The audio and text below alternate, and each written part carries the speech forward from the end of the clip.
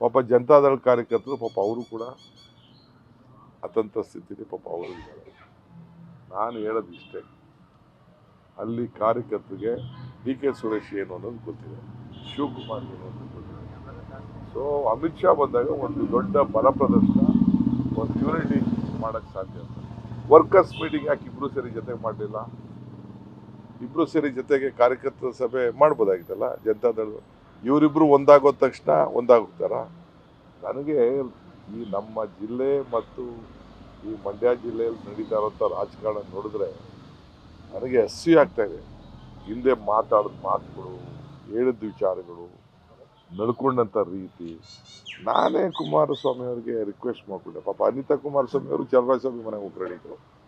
ಹೋಗ್ಬೇಡ ಅಂತೇಳಿ ನಿಲ್ಲಿಸು, ನಾನು ಹೋಗಪ್ಪ ಅಂತೇಳಿ ಹುಡುಗ ಗೆಲ್ಲಿ ಅಂತ ಹೋಗಿ ಈಗ ಪಾಪ ಎಲ್ಲಾರ ಮನೆಗೂ ಹೋಗ್ತೀನಿ ಅಂತಾರೆ. ಭಾಳ ಸಂತೋಷ.